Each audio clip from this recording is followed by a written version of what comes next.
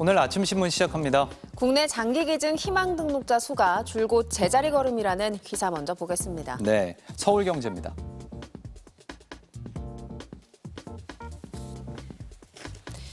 오늘 9월 9일은 10주년을 맞는 장기기증의 날이지만 국내 장기기증 희망 등록자 수는 2014년 10만 명을 기록한 이후 올 상반기 들어서는 3만 7천여 명으로 지난해에 비해서 오히려 감소했습니다. 반면 이식 대기 환자는 가파르게 늘어 2014년 2만 4천여 명이었던 대기자가 올해 6월 기준 5만 2천여 명을 넘어섰는데요. 이 같은 이식 대기와 장기 기증의 불균형 속에 매일 8명가량의 환자가 목숨을 잃고 있습니다. 인구 100만 명당 뇌사 장기 기증인이 40명이 넘는 스페인, 미국 등에 비해서 우리나라는 7.88명으로 현저히 낮은 수준인데요. 관계자들은 장기 기증자를 극진히 예우하는 외국과 달리 장기 기증자에 대한 사후 관리가 부족하다는 지적이 나온 뒤로 등록자 및 기증자가 대폭 줄었다고 지적했습니다.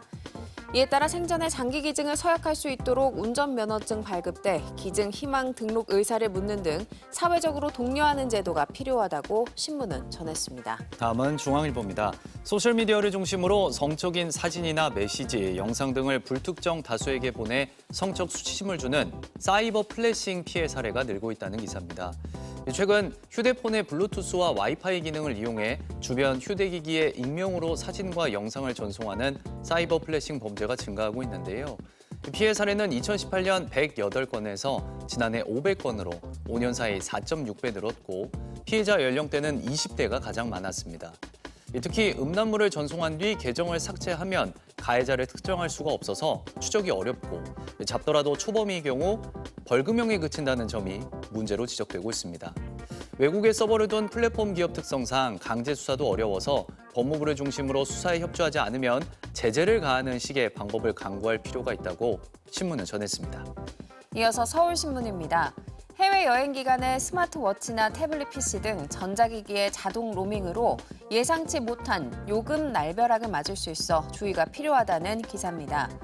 최근 디지털 유심을 미리 발급받아 휴대전화 해외 로밍 서비스를 아예 쓰지 않았는데 스마트워치 등 때문에 별도의 로밍 요금이 부과되는 사례가 나오고 있는데요. 번호가 부여되는 스마트워치와 태블릿 PC는 휴대전화처럼 모두 해외 자동 로밍 대상이기 때문에 출국 전에 각 통신사 고객센터나 공항 내 로밍센터를 통해서 사전에 로밍 차단 서비스를 신청해야 하고요. 비행기 모드를 설정하거나 로밍 및 데이터 기능을 꺼둬야 한다고 신문은 전했습니다. 다음은 지역신문 기사 살펴보겠습니다. 먼저 경남신문입니다. 지난 3일 화재로 잿더미가 된 마산 어시장 내 청과시장 28개 점포 가운데 10개 점포가 전통시장 화재 공제보험에 가입하지 않은 것으로 확인됐습니다. 보험에 가입한 점포 18곳도 최소 보장 한도 상품에 가입한 곳이 대다수여서 피해 보상이 어려울 것으로 예측되는데요. 청과시장 점포 대부분이 건물 급수가 B급인 목조 건물이라 보험료가 훨씬 비싸다 보니 이런 일이 발생한 겁니다. 청과시장 일부 상인들은 개별 화재 보험에 가입하려 했지만 가입을 거절당한 곳도 있는 것으로 알려졌습니다. 보험으론 상인들의 피해 보상이 충분하지 않은 상황에서 이번 화재로 인한 재산 피해는 최대 20억 원으로 추산된다고 신문은 전했습니다. 끝으로 강원도민일보입니다.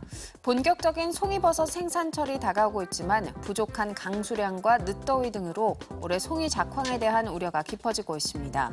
추석 명절 최고의 선물로 손꼽히는 양양 송이의 첫 공판은 최근 3년간 추석 전에 이뤄졌는데요. 올해는 추석을 불과 일주일 남겨둔 시점에도 아직 송이 생산 소식이 전해지지 않아 첫 공판일을 잡지 못했습니다. 다음 달 3일부터 개최될 예정인 송이 연어 축제에 부정적인 영향을 미치는 것은 아닐지 우려의 목소리도 나오고 있는데요. 양양 송이 버섯 공판가는 매년 전국 최고 수준을 기록하며 타 지역 송이 가격에까지 영향을 미치고 있어서 전국적인 관심을 끌고 있습니다. 지금까지 오늘 아침 신문이었습니다.